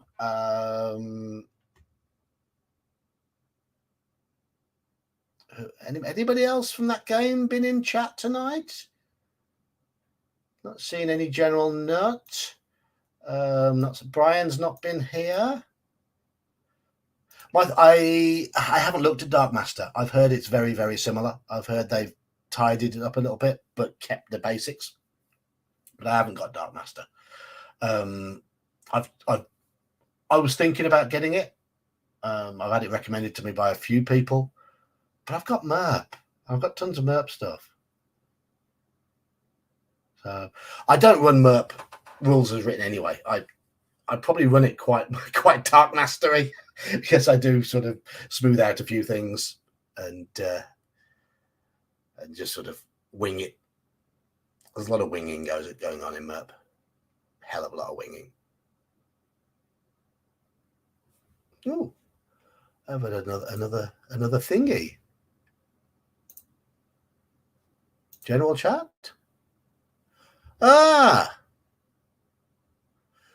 User redacted and 40% Z. Nice to see you both.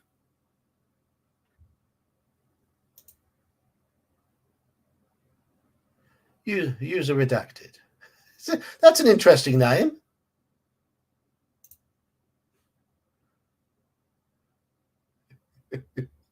Unless you decided to.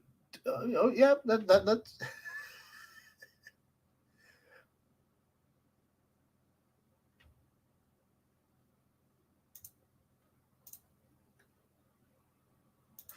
Oh, are you 40% Z? Are you user redacted as well, or did you change your name? You changed your name, did you? No, or is it both you? Whatever. Be whoever you want to be on my Discord channel. Right, hiding behind the door. 12.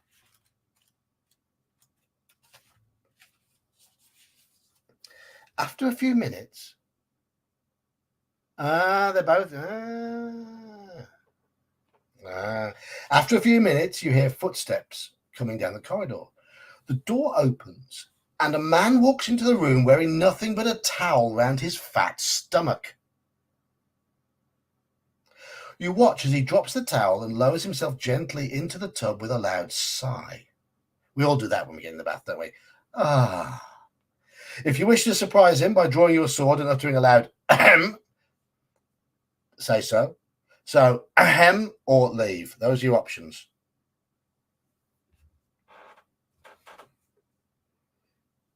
So surprise him with an ahem or just sort of nope out of there. Those are your choices.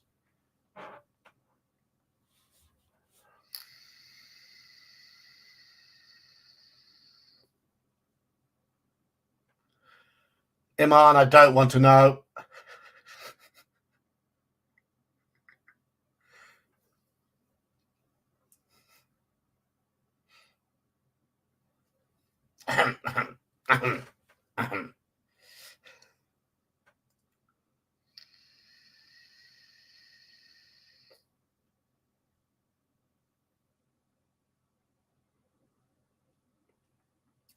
One thing I'm also doing, I am rounding up players at the moment and in discussion with various players about a game of Call of Cthulhu next year.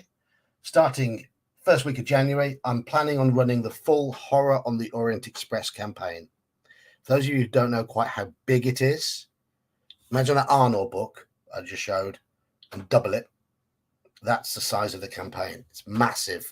So it is a big undertaking, but if anyone wants to play the biggest Call of Cthulhu campaign ever published and is willing to commit to playing at least semi-regularly and wants me to run the game, Call of Cthulhu, then you're more than welcome to take part.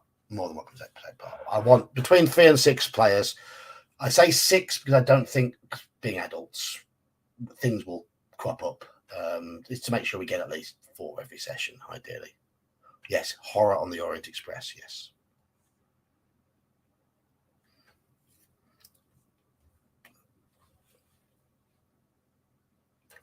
Lots of ahems there.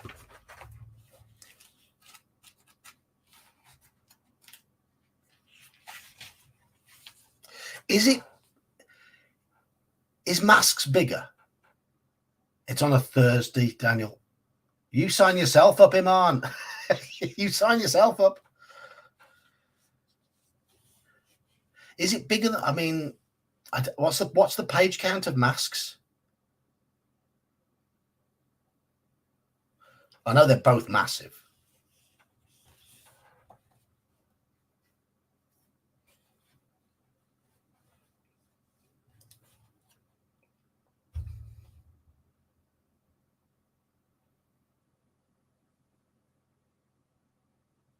Yeah, I mean, I was running it before the pandemic, and I ran it for about 8 or 9 months, and the pandemic pretty much killed the campaign, unfortunately, because people's schedules changed, and we lost half the group due to work and family changes, and they'd only just got into the second book, so they were about halfway through, if that.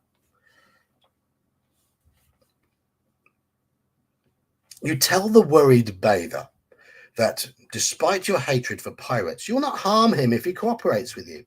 You ask him if he has any of the items you are searching for, but he replies that as captain of a pirate ship, he doesn't need such things.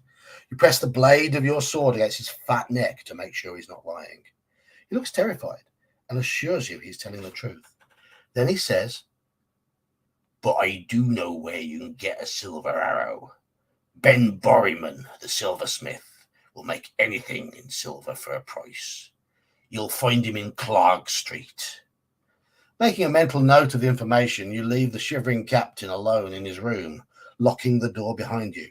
Outside in the corridor, you may either open the other door if you've not already done so, or leave the ship and continue your search of Port Blacksand. So, 78. Ben Borryman. He makes silver stuff. The street runs north along the quayside for a few hundred meters before arriving at a junction. Do we continue north up Harbour Street, or do we go east along Clog Street?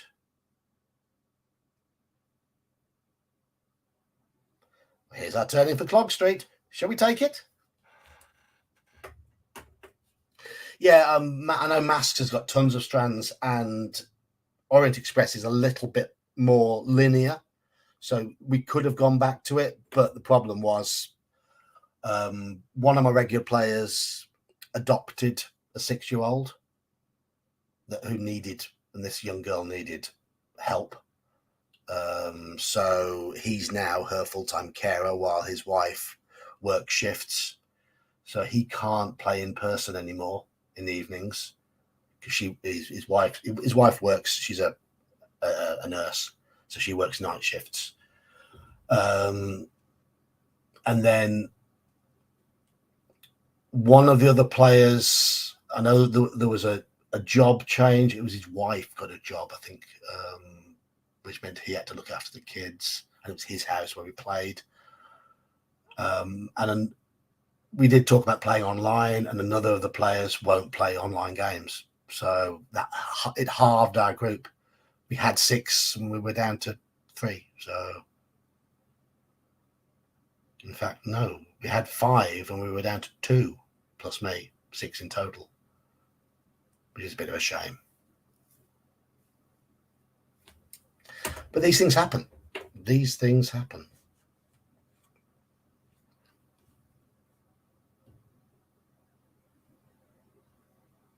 Not yet, Iman. Still Harbour Street. So we're not going to take this turning down Clog Street. We've got the option here, Clog or Harbour. We've got Iman saying Harbour, 3 people saying Clog. So choice is still open there. Turn down Clog Street or stay on Harbour Street.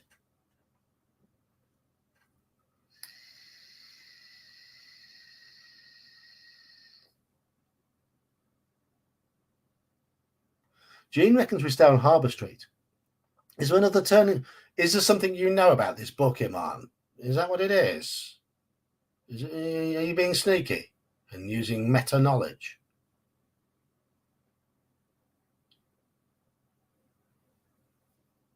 Cool. Nice one, Lee. Nice one. Okay, I've got 3 votes for Harbour, 3 for Clog.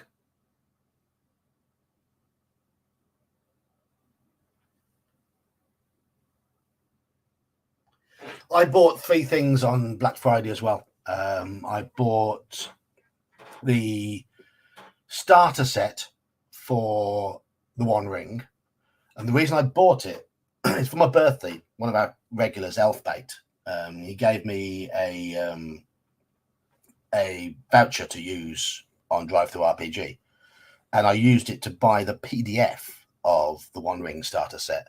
And I started flicking through it and thought, this is really nice. When I saw it was the full set was available for half price, I decided to get the physical set as well, because you get a set of dice, you get the physical map, all that sort of stuff. So I've got that coming. I bought Tales from the Loop. I know I don't normally like the sci-fi stuff, but I played 1 session of that at a convention 4 years ago, and I quite enjoyed it. So I thought, again, for 17 quid, can't knock it. It's normally about 35, 40 quid. So bought that. That'll be interesting to read through. And then I topped it all off with the big Vason box set, the one that comes with the screen and the cards and the dice and all that sort of stuff.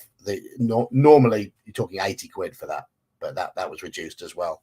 So I bought that, plus taxes, plus shipping, came to just over £100 for the whole lot. But that Vason box set looks really, really nice.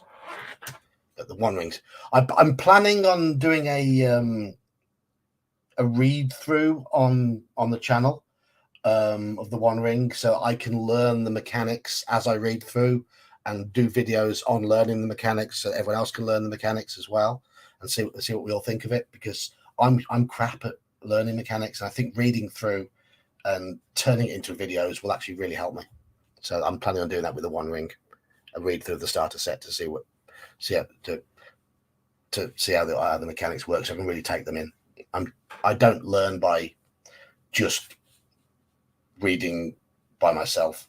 I have to discuss things to learn or play, and I'll probably do the same with Vason.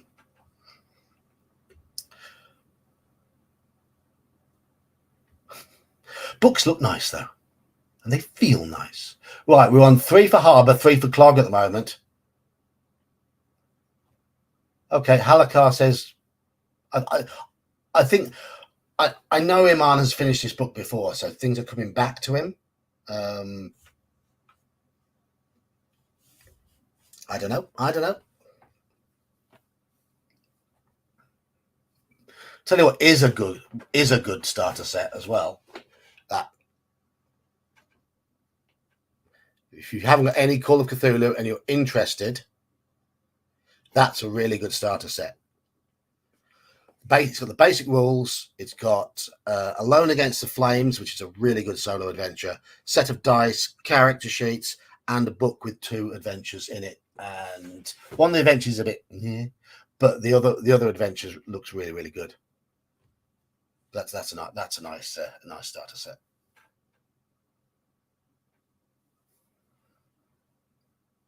Wait, wasn't paying. Well, we're at 4-4 now, currently with the votes. So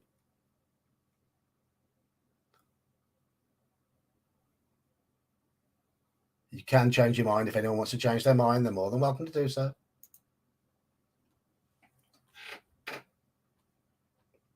But we're at 4-4. Waiting for one more vote or a vote change for Clogger Harbour. We peaked at 23 in chat tonight.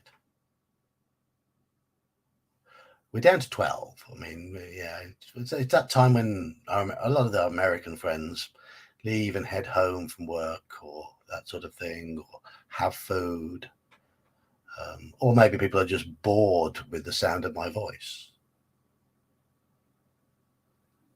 I mean, that's easily done. You get bored of me very easily. I talk too much.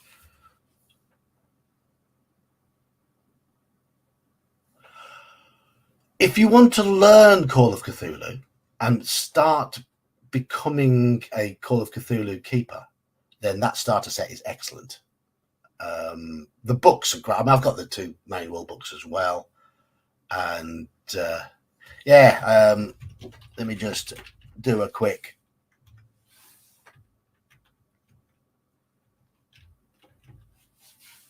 If we just do that, I mean, I've got tons of the heavy hitting sort of adventures as well. Now I've got Nameless Horrors up here. I've got Orient Express. I've got Beyond the Mountains of Madness. I've got all the Alone Against ones. Things We Leave Behind. Got Mansions of Madness down there. What other things have I got for Call of Cthulhu?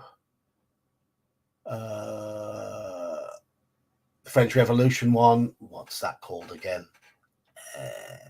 Reign of Terror. That's good. Well, the second adventure is good. The first one's a bit new. And then I've got all these ones I bought at the expo last year, which I've not run yet. Secret Santa, The Prisoner's Dilemma, and Baba Dohya. I haven't run any of those yet either. I've got the adventures set that came with the Keeper's Screen, Misdews, and is that Blackwater Creek? What else have I got? Got some Gaslight stuff somewhere. Right.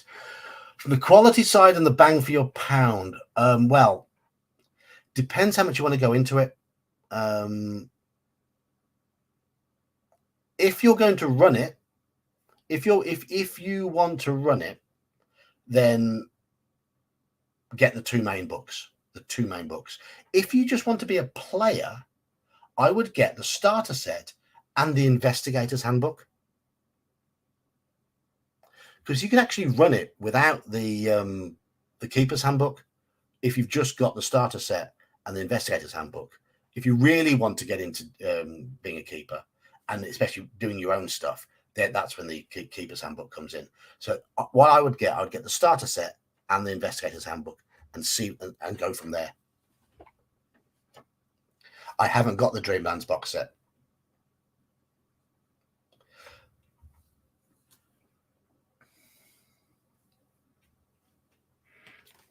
But that is the must-get book for Call of Cthulhu.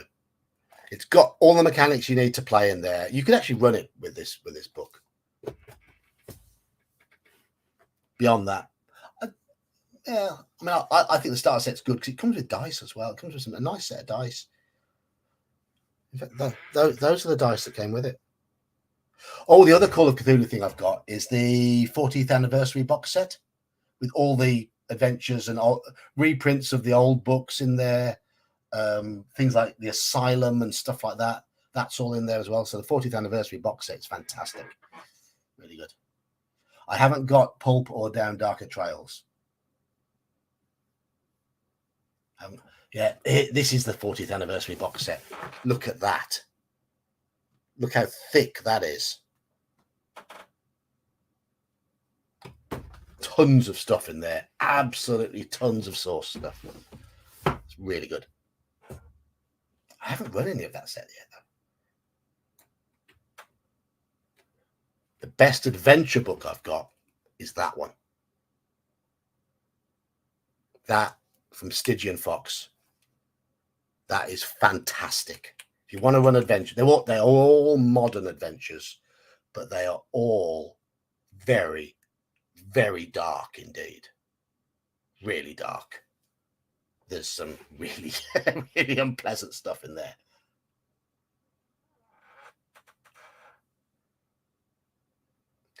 The system's very simple. The system's simple. But as I said, go for the starter set and go for the Investigator's Handbook. But that's the main book to get. That's how you make your characters and stuff in there. Anyway, where were we? We were going Harbour Street, aren't we? I think we ended up going with Harbour Street. 256. Thing is, Manfred, have you ever made a character yourself? If you make a character yourself, you'll see quite how flexible it is to create the things you want. But you do need to think about you do need to think about what you've got in your party. You vote for Baker Street with the sax solo. Here we go. The houses on the right-hand side of the street are small and weather-beaten. Old women sit outside on the front steps cleaning fish and mending fishing nets. They are large and jolly, talking to each other and frequently rolling about, bellowing with laughter. The fishermen do not appear to be at home. The street and the quayside come to an end at a great iron anchor. You turn around and walk back towards the junction. But do you wish to stop and talk to the women? Or shall we ignore them? Oh, my phone has just beeped. So, stop and talk with the women or walk straight back to the junction.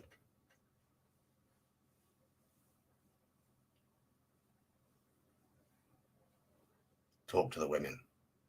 Women, ooh, ooh, women. We're nerds. We don't like the ladies.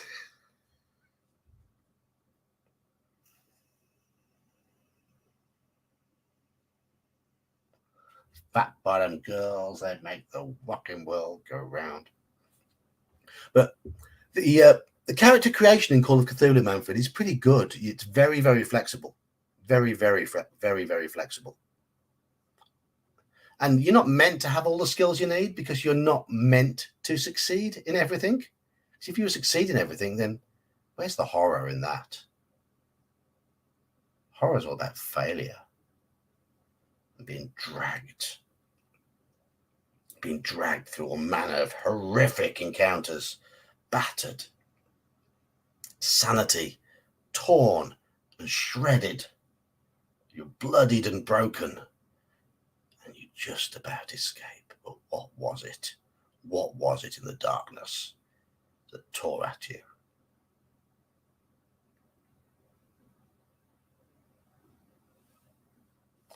So we're talking to the ladies.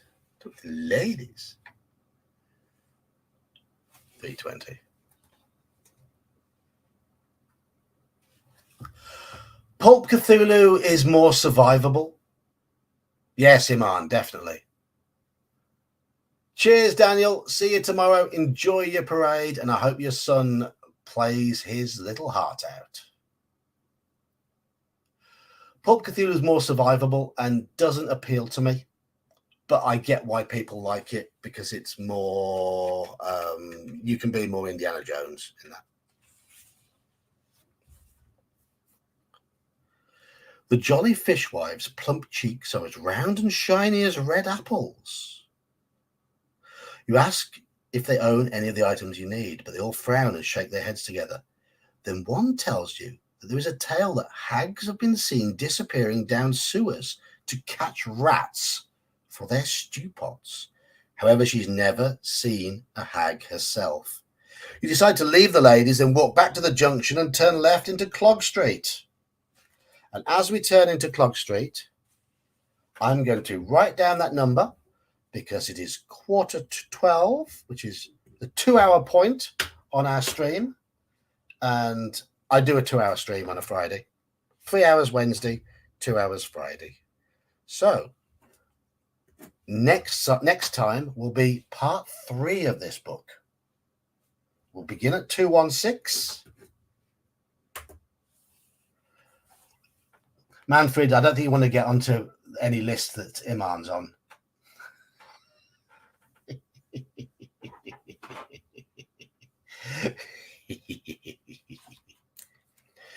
Thank you all. Thank you all. As I said, I'm going to repeat the invite to play games tomorrow. Let's make Gingerbeard's OSE game really full and make him struggle to cope. And I'm saying this because he's not here on the stream. He's probably asleep. Or he's nursing his new tattoo. He's had Baba Yaga's hut tattooed on his leg. So, cheers. Thank you, everybody who's in chat. If you've got your own channel, shill it away. Do your shilling. You've got about 20 seconds before I bugger off. So get your shills in if you've got a YouTube channel. And otherwise, I shall see you all tomorrow.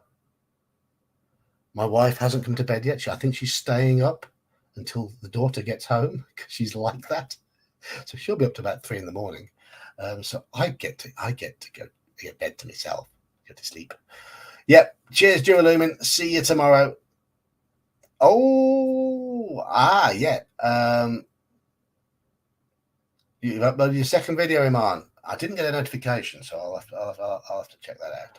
But thank you all. Cheers, chat. It's been fun. In fact, it's been a lot. It's been a lot of fun tonight. Been some good banter. But night all.